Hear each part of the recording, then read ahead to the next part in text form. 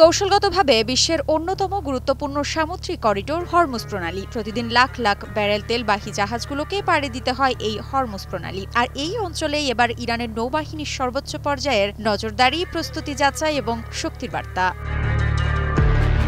সংবাদ মাধ্যম মেহের নিউজের এক প্রতিবেদনের মাধ্যমে জানা যায়, ইরানের নৌবাহিনীর কমান্ডার রিয়ার অ্যাডমিরাল শাহরাম ইরানি হরমুজ প্রণালী ও পারস্য উপসাগরে মোতায়েনরত নৌবাহিনী সার্ফেস ও সাব সার্ফেস ইউনিট পরিদর্শন করেছেন। তিনি জানান, এই অঞ্চলে পূর্ণ নিরাপত্তা নিশ্চিত হয়েছে এবং নৌবাহিনী সর্বোচ্চ প্রস্তুতিতে রয়েছে। ইরানি কমান্ডার আরও জানান, আজ আমরা আমাদের নৌবাহিনীর প্রস্তুতি যাচাই করেছি, যারা ইসলামী প্রজাতন্ত্রের ভৌগোলিক অখণ্ডতার রক্ষায় কাজ করছে এবং যুদ্ধ সক্ষমতা বৃদ্ধির ওপর জোর দিচ্ছে। নৌবাহিনীর লড়াই কেবল সামরিক শক্তি নয়, বরং ইরানের সার্বভৌমত্বের প্রতীক হিসেবেও কাজ করছে।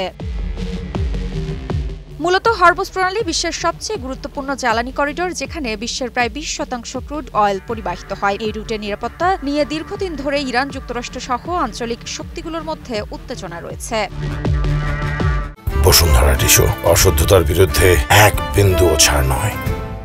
ইরান এই অঞ্চলে সামরিক উপস্থিতি বাড়িয়ে কেবল নিজেদের প্রতিরক্ষা নয়, বরং একটি কৌশলগত বার্তা দিচ্ছে, আমরা প্রস্তুত এবং হরমুজ আমাদের নিয়ন্ত্রণ অটল। বিশেষজ্ঞদের মতে, যুক্তরাষ্ট্র বা ইসরায়েলের সঙ্গে যে কোনো নতুন সংঘাত হরমুজ প্রণালী হবে সবচেয়ে বড় চাপের হাতিয়ার, কারণ এখানে ইরানের নৌবাহিনীর কৌশলগত সুবিধা রয়েছে।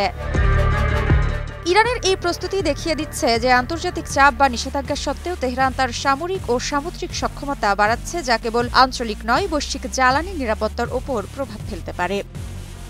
মৃত্তিকা সিনহা বিশ্বাস, নিউজ 24।